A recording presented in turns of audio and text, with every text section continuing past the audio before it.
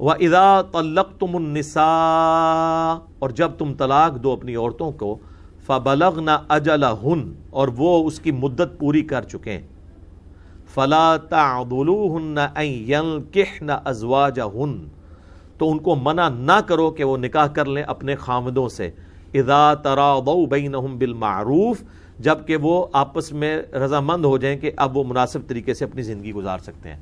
یہ وہی بات ہو رہی ہے، اپنے خامدوں سے مراد وہ والا خامد جس نے ابھی ابھی چھوڑا تھا۔ تو ظاہر ہے کہ جب وہ مدت پوری ہو چکی ہے اس کی، تو اس کے بعد وہ دوبارہ نکاح کریں گی۔ پہلے ذکر ہوا ہے رجوع کرنے کا، تو ادھر بھی کہا گیا نہ روکو، اب کہا گیا کہ رجوع سے اگلی سٹیج آ چکی ہے۔ بخاری میں آتی ہے حدیث کہ وہ اسی طریقے سے وہ مدت پوری ہو گئی تھی، تو وہ عورت دوبارہ اپنے اس خامند کے ساتھ نکاح کرنے لگی، چونکہ طلاق 1 یا 2 ہوئی تھی، 3 نہیں ہوئی تھی، تو وہ سالے بیچ میں کود پڑے، تو نبی علیہ السلام نے پھر ان کو منع فرمایا اور اس پہ یہ آیات بھی نازل ہوئی۔ سالوں کو بڑا شوق ہوتا ہے یعنی سالہ بننے کا، تو بعد میں بھگتتے ہیں پھر وہ لوگ، اس ٹائم تو بدماش بنے ہوتے ہیں نا سالے، لیکن کتنا عرصہ نبھائیں گے؟ کیونکہ سالوں کی جب شادیاں ہونی ہیں، ان کی اپنی بیویاں آئیں گی، وہ تو ایک دن بھی نہیں برداشت کریں گی، اور اگر وہاں سے بھی بچے ہوئے یہاں سے بھی بچے ہوئے تو وہ آپس میں بچوں کی لڑائیاں ہوتی ہیں اور عجیب تماشا بنا ہوا ہوتا ہے۔ یہ ہمارے معاشرے کی ٹرو سٹوریز ہیں، ہر محلے میں اس طرح کے آپ کو 1-2 واقعات مل جائیں گے۔ تو اللہ تعالیٰ ہمارا ہے اگر طلاق بھی ہو چکی تھی 1 یا 2، تیسری نہیں ہوئی بھی تھی، تو وہ اپنے ایکس خامدوں کی طرف رجوع کر سکتی ہیں۔ اب تم نے یہ نہیں کہنا کہ انہیں پہلے تنوں صحیح نہیں سے رکھا لہٰذا ان تیرے سے کوئی نواں رشتہ تلاش کرنے ہیں۔ بھائی ظاہر ہے کہ وہ پرانے خامد کی طرف جانا ہی بعض کا سود مند اس لیے ہوتا ہے کہ یار بچے ہوتے ہیں، بچوں کا تو باپ وہی ہے نا، بعد میں تماشا لگا رہے گا، پھر وہ عدالت میں جائے گا، وہ خرچہ لگے گا، پھر وہ ہفتے میں 1 دن ملاقات کا رکھیں گے یا مہینے میں، وہ تو مطلب ہمارے بھی جاننے والوں میں اس طرح کی چیزیں یقین کریں ترس آتا ہے۔ سب سے زیادہ ترس آتا ہے اولاد کے اوپر کہ ان کے اوپر کیا گزر رہی ہے۔ یعنی ایک لمحہ پہلے تک ایک چھت کے نیچے ماں باپ بچے بیٹھے ہوئے تھے، اور ایک لمحے کے بعد اب یہ حالت ہے کہ وہ باپ جو ہے جناب عدالت میں وہ چکر کاٹ رہا ہے کہ مہینے بعد وہاں سے وہ ماں کے رشتہ دار جو ہے وہ بچہ لے کے آئیں گے، وہ ملاقات کرائیں گے، وہ بھی ہوتا ہے اتنے گھنٹے کے لیے، پھر وہ ان کو واپس کرتا ہے، پھر مہینے کا انتظار کرتا ہے۔ جناب پورا سسٹم ہی برباد ہو جاتا ہے۔ اسی لیے دیکھیں آئلی زندگی کو اللہ نے سنت اور احادیث پہ نہیں چھوڑا، قرآن کے اندر بیان کر دیا۔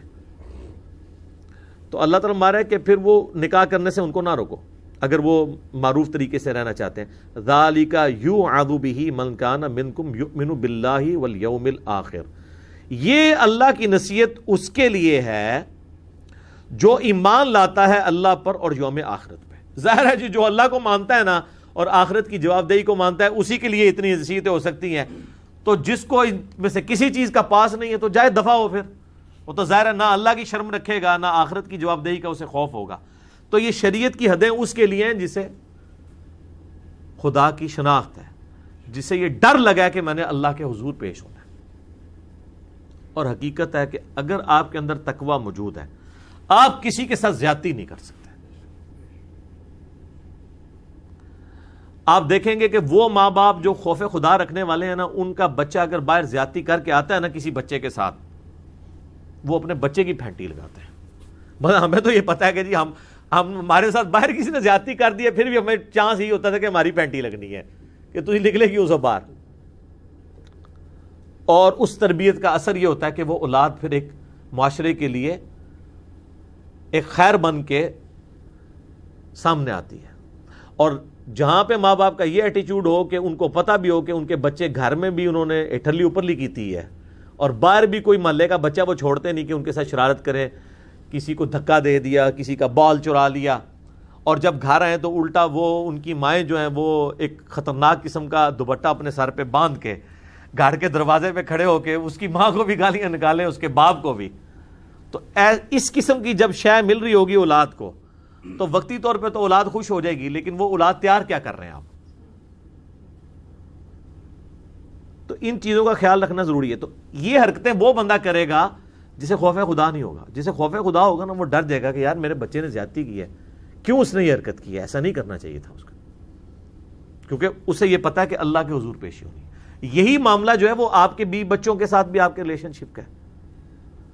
یعنی اگر کسی شخص کو یہ پتا ہے کہ میری بیوی کی غلطی اس نوعیت کی نہیں ہے، کہ اسے اس لیول کی سزا دی جائے، اور وہ اس کے اوپر ہاتھ اٹھاتا ہے یا اسے مارتا ہے یا اس کے ساتھ زیادتی کرتا ہے یا بار بار اسے ٹونٹ کرواتا ہے، یہ اسی صورت میں ہے کہ جب اسے یہ پتا ہے کہ یہ بس اب میرے اوپر مرہون منت ہے. اگر اسے یہ خطرہ ہو کہ یار خوف خدا والا معاملہ ہے تو پھر تو انسان ہی حرکت نہیں کرتا. یہی معاملہ ہے ساس اور بہو کے ریلیشن شپ کا. آپ ساس سے اگر پوچھیں نا کہ آئیڈیل داماد کون سا ہوتا ہے، تو وہ جو آپ کو خوبیاں گنوائے گی نا، ان میں سے ایک خوبی بھی اس کے اپنے بیٹے میں پائی گئی نا، جب وہ داماد بنے گا تو اس کے حق میں وہ خامی تصور کرے گی، کیونکہ وہ جتنی خوبیاں بتا رہی ہوگی وہ اپنے ریفرنس سے بتا رہی ہوگی نا. وہ یہ نہیں چاہ رہی ہوگی کہ میرا بیٹا جب شادی شدہ ہو تو وہ اپنی ساس کے ساتھ یا اپنی بیوی کے ساتھ اس کو تو ران مرید کہے گی، لیکن اپنی بیٹی کے حق میں یہ مان رہی ہوگی کہ اس کا جو شوہر ہے وہ اس کا مرید بن کے رہے. یہ سب کچھ کیوں ہے؟ اس لیے کہ ہم اللہ کو بیچ میں سے نکالے ہوئے ہیں، اپنے مفادات کی جنگ لڑ رہے ہیں.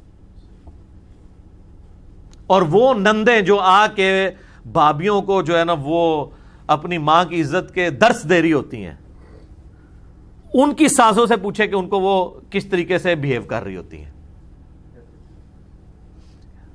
اور جب وہ خود اس گھر میں تھی انہوں نے اپنی ماں کی خود کتنی خدمت کی تھی. تم لوگوں نے اپنی ماں کی خدمت خود نہیں کی ہے، اور اب تم یہ ایکسپیکٹ کر رہی ہو کہ تمہاری بھابیاں جو ہیں وہ تمہاری ماں کی وہ خدمت کریں جو تم نے بھی نہیں کی ہوئی. نہ خود کی اپنی ماں کی خدمت، نہ آپ جہاں کہیں گئی ہو وہاں پہ خدمت کر پا رہی ہو. سب کہانی چل رہی ہے نا، صرف مولوی نہیں کہانی کرا رہے، پورا معاشرہ ہی کہانی سے چل رہا ہے. ٹھیک ہے نا. مجھے اشفاق صاحب کی بات یاد آ گئی. خیر ہمیں تو اس آزمائش سے نہیں گزرنا پڑا، میری تو کوئی سسٹر نہیں ہے، لیکن جو بہنوں والے ہیں نا ان کی اس طرح کی فیڈ بیک ملتی ہے. تو وہ اشفاق صاحب کہتے ہیں یہ نند کوئی ایسی لانتی چیز ہے، یہ میرے الفاظ نہیں ہے، اس کو کسی نے گھاٹنا نہیں ہے. تو وہ کیونکہ وہ معاشرے کے اوپر کافی گہری نظر رکھتے تھے نا، تو اس طرح کی فیڈ بیک ملتی رہتی تھی ان کو. تو اللہ فرماتا ہے جو اللہ پر یوم آخرت پہ ایمان رکھتا ہے نا اس کو تو میں کر رہا ہوں نصیحت. ذالکم ازکا لہم، اسی میں ہے تمہارے لیے پاکیزگی و اطہر اور ستھرائی. واللہ یعلم وانتم لا تعلمون، اور اللہ جانتا ہے تم نہیں جانتے. کیا بات ہے سر، اس کے اندر قیامت مضمر ہے. اللہ جانتا ہے کہ کس کا حق کتنا ہے اور کس کی ڈیوٹیز کتنی ہے، ورنہ تو مرد سمجھے گا کہ میرا یہ حقوق ہے جو اس کے نہیں بھی ہوں گے، اور عورت اپنے کئی ایسے حقوق مانگ رہی ہوگی جو اس کے نہیں ہوں گے. تو اللہ تعالیٰ ہمارا چونکہ میں نے تمہیں پیدا کیا، مجھے پتا ہے کہ کس کی لمٹس کتنی ہیں، کس کی لمٹس کتنی ہیں، کس کو کتنا حق دینا ہے، کس کو کتنا دینا ہے. اب یہ اللہ نے جب طے کر دیا نا، الرجال قوامون علی النساء، مردوں کو اللہ نے عورتوں پہ حاکم بنا دیا ہے. حاکم سے مراد یہ نہیں کہ ان کی مار کٹائی کریں گے، مراد یہ کہ ایک خاندانی سسٹم میں جب ادارہ وجود میں آئے گا اس کا ہیڈ مرد ہوگا. تو اب عورت اس پہ کوڑ نہیں سکتی کہ یہ اللہ نے اس کو کیوں ٹائٹل دیا ہے، ورنہ تو مرد اس پہ کوڑنا شروع کر دے کہ بھئی جو ماں کا مرتبہ ہے، وہ بخاری میں حدیث ہے کہ 3 دفعہ جب صحابی نے پوچھا تو کہا کہ سب سے زیادہ تیرے حسن سلوک کی حقدار تیری ماں ہے، 4تھی بار فرمایا تیرا باپ ہے. اور سنن نسائی میں حدیث ہے کہ تیری جنت تیری ماں کے قدموں کے پاس ہے، یعنی ان کی خدمت کرنے سے. تو ویسے وہ جو عجیب و غریب قسم کے ساس سسر ہوتے ہیں نا، وہ شادی کے بعد نا نصیحت کرتے ہوئے کہتے ہیں کہ یہ اونٹ تیری جنت جیڑی ہے نا خاوند دے قدمہ وچ ہے. اس طرح کی کوئی حدیث نہیں ہے کہ شادی کے بعد وہ جنت خاوند کے قدموں کے نیچے چلی جائے گی. ہاں اس خاوند کی جنت اپنی ماں کے قدموں کے ساتھ ہے، اور وہ اس عورت کی جنت اپنے ماں کے قدموں کے ساتھ ہے، اگرچہ اس نے اپنے خاوند کا حق بھی پورا کرنا ہے، وہ الگ سے ہے. تو لیکن یہ مطلب یہ لوگوں کو سمجھانا ہے. لیکن یہی لوگ جب اپنی بچیاں بیاہ رہی ہوتی ہیں نا تو اس وقت نہیں یہ کہہ رہی ہوتی کہ اب تمہیں جدھر بھیج رہے ہیں نا تو اس مرد کے قدموں کے نیچے تیری جنت چلی ہے. ادھر تو شاید دے کے بھیجتے ہیں، پتر فکر نہیں کرنی، ذرا جا مسئلہ ہے تو بس ایک فون کرنا ہے. ٹھیک ہے، یہ آپ ہماری 2 نمبریاں اور منافقانہ اپروچ دیکھ لیں. جو چیزیں ہم لوگوں کے لیے پسند کر رہے ہیں، اپنے لیے پسند کر رہے ہیں، لوگوں کے حق میں بالکل 180 ڈگری اس کو لے کے چل رہے ہیں.